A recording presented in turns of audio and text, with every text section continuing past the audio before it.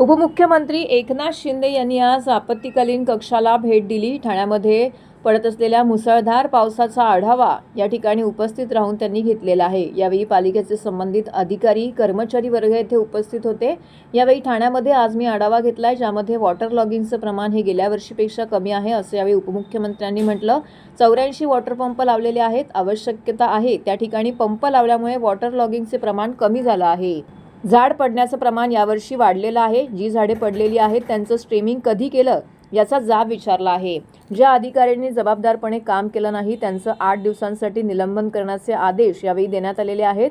काही अधिकाऱ्यांच्या बदल्या देखील करण्याचे आदेश त्यांनी काढले आहेत। आवश्यक यंत्रणा राबवण्याच्या सूचना संबंधित अधिकाऱ्यांना केलेल्या आहेत। तसेच झाडांचं ऑडिट करण्याच्या सूचना देखील उपमुख्यमंत्र्यांनी संबंधित अधिकाऱ्यांना दिलेल्या आहेत। झाडांची झालेली पडझड लक्षात घेता भविष्यात झाडं कशी वाचवली जातील यासाठी उपाययोजना करण्याच्या सूचना त्यांनी दिल्यात। वाऱ्याचा वेग जास्त असल्याने काही झाडं पडण्याच्या घटना घडलेल्या आहेत। प्रशासनाने अलर्ट राहण्याची आवश्यकता आहे। TDRF चांगलं काम करणारी यंत्रणा आहे। त्यांना ज्या काही गोष्टींची आवश्यकता आहे त्या पुरवण्याचे आदेश देखील दिलेले आहेत। अधिकाऱ्यांचा हलगर्जीपणा यापुढे खपवून घेतला जाणार नाही। जे चांगलं काम करतील त्यांचा सन्मान केला जाईल। जे हलगर्जीपणा करतील त्यांच्यावरती कठोर कारवाई केली जाईल असं देखील त्यांनी म्हटलंय। शून्य जीवितहानी आणि शून्य मृत्यू याची काळजी घ्यायला हवी। वारकऱ्यांना देखील आवाहन आहे की पाऊस, वादळ, वारा पाहून सुरक्षितपणे वारी झाली पाहिजे अशी सूचना त्यांनी केली आहे। जलविकास विभागाकडून 10 कोटी रुपये मंजूर झाल्याचं देखील त्यांनी या संदर्भात सांगितलं आहे। ठाण्यामध्ये आता मी आढावा घेतलेला आहे।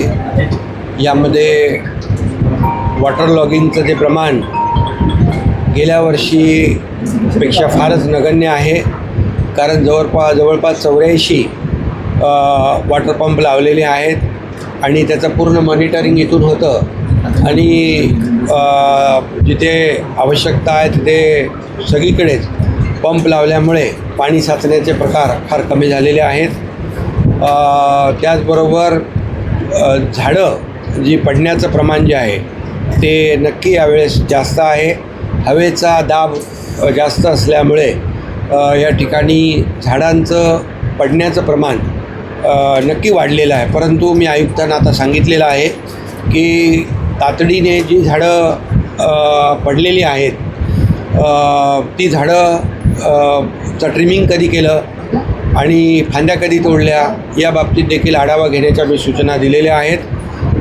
त्याचबरोबर जे अधिकारी आपत्ती व्यवस्थापनामध्ये आपलं जबाबदारी पार पाडत नाहीत त्यांना तात्काळ आठवड्याभरासाठी निलंबित करण्याच्या सूचना दिलेल्या आहेत आणि त्यांनी काम करून दाखवावं आणि या आठवड्यात 8-10 दिवसामध्ये जी परिस्थिती जी आहे ती त्याच्यामध्ये अतिशय आमूलाग्र बदल झाला पाहिजे, सुधारणा झाली पाहिजे अशा प्रकारचं त्यांना सूचना दिलेल्या आहेत, निर्देश दिलेले आहेत।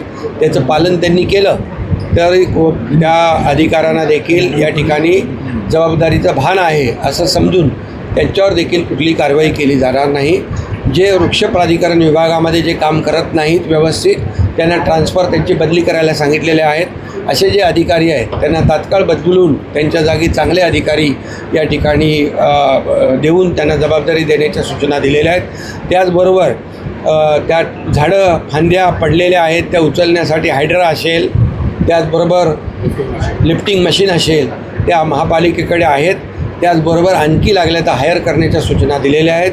मॅन पॉवर थोडी कमी आहे अशा प्रकारची लोकप्रतिनिधींच्या माध्यमातून माहिती मिळाली तर मॅन पॉवर देखील आउटसोर्सिंग करण्याच्या सूचना या ठिकाणी दिलेल्या आहेत। तात्काळ आउटसोर्सिंग करून आणखी पाऊस आणि वारा पुढे आहेच आणि त्यामुळे प्रत्येक झाड जे आहे या झाडाचं ऑडिट करायच्या सूचना दिलेल्या आहेत। त्यातले एक्सपर्ट जे लोक आहेत या वृक्ष प्राधिकरणामध्ये NGOमध्ये काही लोक असतात, काही एक्सपर्ट लोक आहेत, हॉर्टिकल्चरची काही लोक आहेत। या सगळ्यांचं सहभाग घेऊन या संपूर्णपणे जी झाडं आहेत त्याचं ऑडिट करणं, ही झाडं पडता कामा नये, त्याच्या फांद्या नीट तोडलेल्या आहेत, छाटलेल्या आहेत, ट्रिमिंग केलेल्या आहेत की नाही ते पाहणं या बाबतीत देखील आयुक्तांना सूचना दिलेल्या आहेत। मला वाटतं यामध्ये झाडांची मोठ्या प्रमाणावर झालेली पडझड लक्षात घेता झाडांवर या भविष्यामध्ये आता झाडं पडू नयेत, किंबहुना जी झाडं उभी आहेत ती झाडं मजबूतीने कशी उभी राहतील यासाठी देखील सायंटिफिकली या ठिकाणी आपल्याला काय करता येईल. त्या झाडाचं भोवती आपण पूर्वी बघायचो आळं असायचं आणि त्या आळ्यामध्ये मग ते मातीच सगळे असायची. आता कुठे अशा प्रकारचं रस्त्याचं डांबरीकरण होताना काही झाडांच्या मुळाशी काही माती कमी पडून त्या ठिकाणी इतर जी काही सामग्री आहे ती गेली आहे का, पाणी मुळांची पोचतं की नाही, हे संपूर्ण झाडांचं ऑडिट करून जी झाडं आता आहेत ही झाडं चांगल्या प्रकारे त्यांना तग धरायला पाहिजेत आणि ती झाडं पडता कामा नयेत, फांद्या पडता कामा नयेत. यासाठी अतिशय सगळ्या ज्या ज्या काही कार्यवाही करायच्या त्याच्या सूचना मी या ठिकाणी दिलेल्या आहेत. मला वाटतं खूप जोराचा वाराही होता, पाऊसही होता आणि जवळपास आतापर्यंतच्या पडणाऱ्या पावसापैकी किती टक्के पडले पाऊस? 771 एकूण पावसाच्या 43%. एकूण पावसाच्या 43% पाऊस 8 दिवसात पडलेला आहे. पाऊस देखील आवश्यक आहे, परंतु नागरिकांची झालेली गैरसोय लक्षात घेऊन यापुढे नागरिकांची गैरसोय होणार नाही यासाठी प्रशासनाने अलर्ट राहण्याची आवश्यकता आहे. त्यांना अधिकची मॅनपॉवर, अधिकची मशिनरी, अधिकचं जे जे काही आवश्यक लागेल ते सगळं घेण्याच्या सूचना दिल्या मला वाटतं. आणि सर्व अधिकारी जे आहेत, इतर विभागातले जे अधिकारी आहेत त्यांना देखील या भागामध्ये या आपत्ती व्यवस्थापन जो आहे आपला कक्ष त्यामध्ये हे जोपर्यंत हे पाऊस वादळ वाऱ्याचं प्रमाण आहे तोपर्यंत त्यांना देखील इकडे आपल्या या कामामध्ये त्यांचं देखील योगदान, त्यांची देखील सेवा इकडे आपण घेतली पाहिजे. अशा प्रकारच्या देखील सूचना मी दिलेल्या आहेत. TDRF देखील आपली जी आहे, TDRF एक चांगलं काम करणारी आपली यंत्रणा महापालिकेकडे स्वतःची आहे आणि त्यामुळे ती वेल इक्विप्ड आहे आणि त्यांना देखील जे जे काही आवश्यक आपत्ती व्यवस्थापनामध्ये कमिशनर महोदय जे आपत्ती व्यवस्थापनामध्ये आपल्याला जे काही आवश्यक आहे हे सर्व त्याची तरतूद आणि त्याचं नियोजन आपण संबंधित विभागांना करून द्या. कोणीही अधिकाऱ्यांनी हलगर्जीपणा केलेला अशा परिस्थितीमध्ये खपवून घेऊ नका. खपवून घेतलं जाणार नाही.